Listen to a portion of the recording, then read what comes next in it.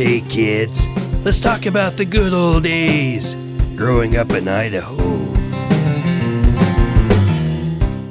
Hello everyone, welcome to another episode of Growing Up in Idaho. Today's episode is a story taken from the life history of my grandfather, Harry Hicks. This story was published around 1977, about a year before Grandpa passed away. When my grandpa was around 12 years old, so about 1928, he and his dad, Victor Hicks, ran a pack train down the Salmon River for the Forest Service. If you're from the Salmon, Idaho area, you'll likely recognize some of the places mentioned in this story, and perhaps even some of the names mentioned. So here is his story. It's called Breakneck Trail by Harry L. Hicks.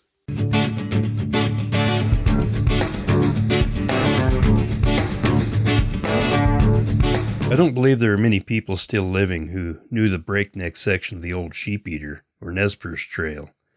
This section got its name from its steep gulches, so steep that a horse would hold back as long as he could, then seeing he was nearly to the bottom, would burst into a trot. As he began the incline up the other side, the horse's rider found if he didn't become erect in the stirrups, he would most likely think his neck was broken. There were about 5 miles of these close gulches in the trail, and also soft granite ravines where the trail came around above the cliffs. Cap Gulick and his partner Hancock, old river runners, used to talk about the bears and the blackberries being so plentiful on the trail. 5 miles of big blackberry bushes, and the bear behind every bush, they said. My father was a storytelling friend of Mr. Hancock's, and I used to hide in the old kitchen woodbox and listen to them in the evenings. I lived those adventures over and over until I knew how to get away from every bear every way there was.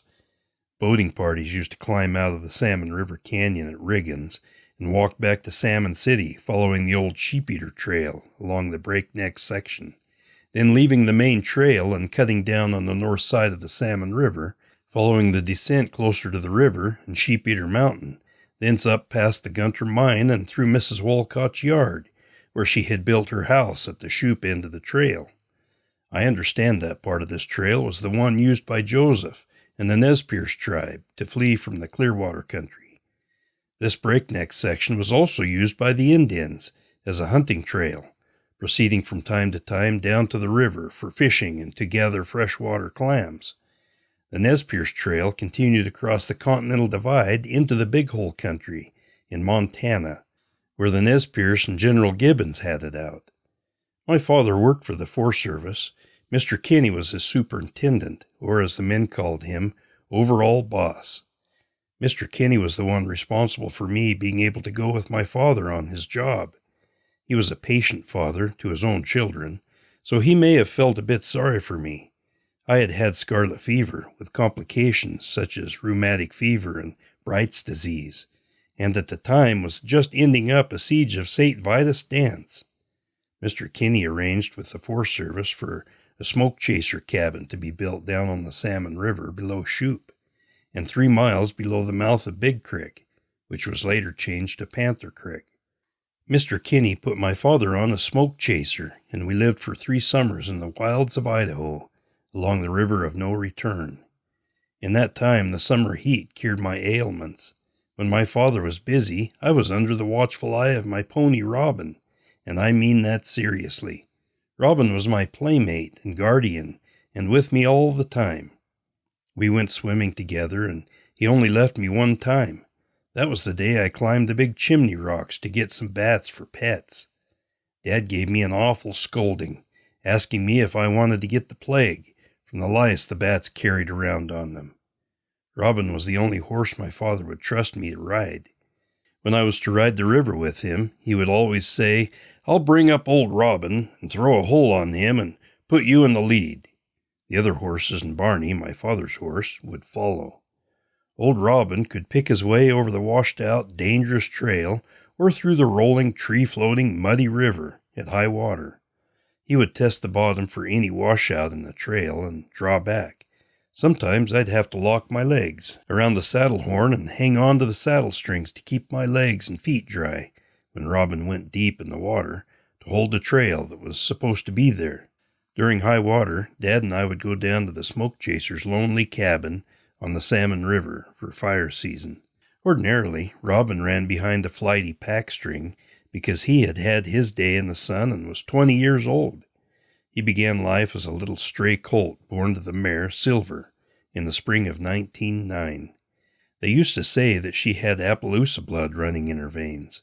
We never knew for sure about the Appaloosa blood until Silver brought in her little colt from the Passamaquoddy salt bogs one sunny afternoon, along in the fall.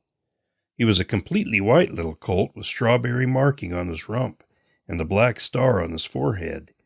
Silver had him as clean as a whistle because they would bathe in the river quite often, a habit the little fellow was to continue all his life. We never knew Robin's father. The mare just wandered into my grandfather's ranch heavy with foal, and walked up to Grandpa as if to say, "Let me stay and I'll be your horse and raise good horses for you." My grandfather opened the gate and turned her into the pasture. He named her Silver because of her color. This mare was to present 3 more fine colts for Grandpa Walker, Silk and Satin for their color, and Twilight, who was not much of any color, just a good cow pony. Because my sister wanted the little colt so very much, Grandpa gave him to her, and she named him Robin. My sister jealously possessed Robin until she grew up and left home, and then he became mine. I loved him as much as I did my own father and mother. Neil Pointer was my dad's direct supervisor, a soft-voiced, city-mannered fellow. He was the ranger for the district over all the lookouts. The day we were going down the river was also the day Neil was riding his first rounds to check the lookouts, making sure they were ready for the fire season. The fire school at Indianola Ranger Station was just over, and the men had received their allotments. Nearly a dozen already had made up their packs and gone off one by one to their respective lookouts: Ulysses Mountain, Stein, Blue Nose, Skunk Camp, Bear Trap, Orofino, Long Tom, and Sagebrush, to name a few. The mule-man government packer that year was Neil's roughneck brother Earl. But of all the roughneck crew, it was the soft-spoken, mild-mannered, book-toting, educated, and friendly Neil Pointer I respected most of all. If he is still living somewhere, I hope he remembers the day he rode the Breakneck Trail with my dad, Vic Hicks, and me. We left Indianola with the pack string early one morning, along in the spring. By mid-morning we had reached the old Gunter mine and reined up just short of old Lady Wolcott's house. She was a wrinkled old lady who drove a string of burros, with the cross marked over their shoulders. She would drive them down in the fall to the lush meadows of wild fruit and apple orchards on Owl Creek. They would be loaded with bottles and sugar. When she returned home, the burros would be loaded with the fruit she had canned.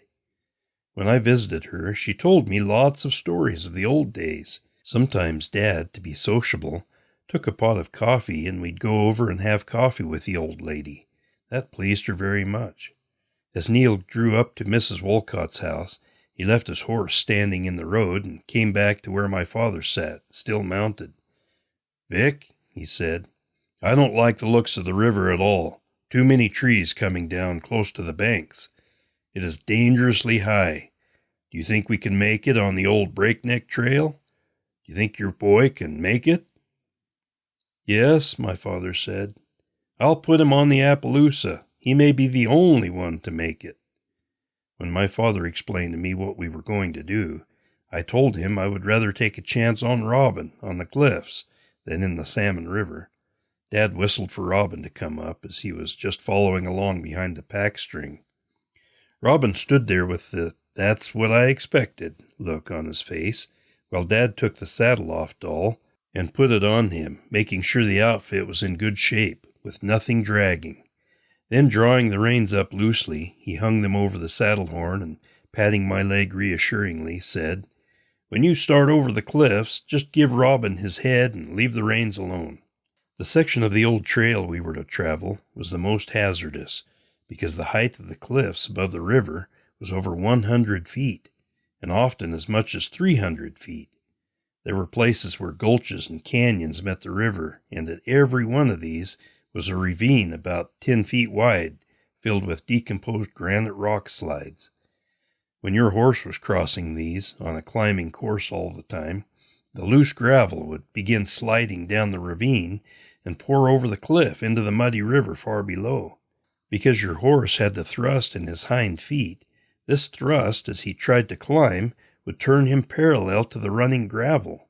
Thus, it took a pretty good horse to get out of the ravine. We ran the pack horses ahead of us in the trail, and this made the situation much worse, because after the string of horses had crossed a ravine, the gravel would be sliding steadily. Every time we crossed a ravine, the horses were rested on top. I can remember how they trembled from the scare. I remember the gravel plunging into the river and the water boiling from it. Jimmy Patterson one time was going to lead his horse across, but it didn't work. He put a rope around his horse's neck, threw a half-hitch around the horse's nose, and then, taking the rope in his hands, ran across the ravine and began pulling the rope. The horse went balky and wouldn't budge, so Patterson undertook to cross back to where the horse was. As soon as he let some slack in the rope, the horse took off.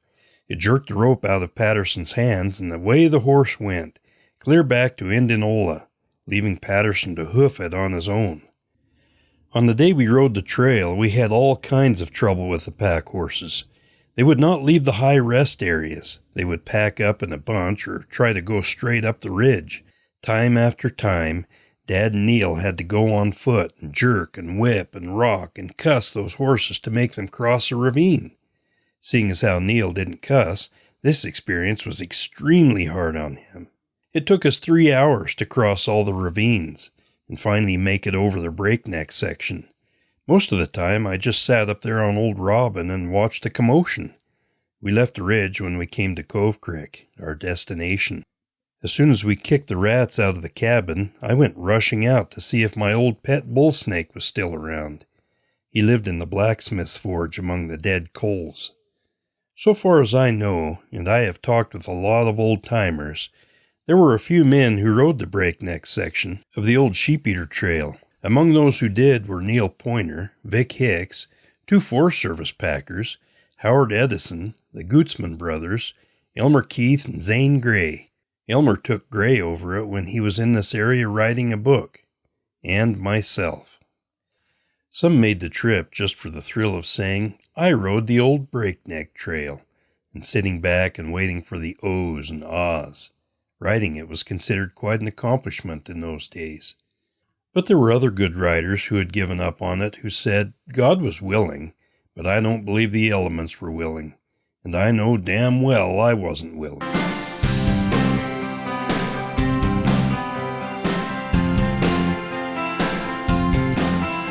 Thanks for listening. Growing up in Idaho, the good old days.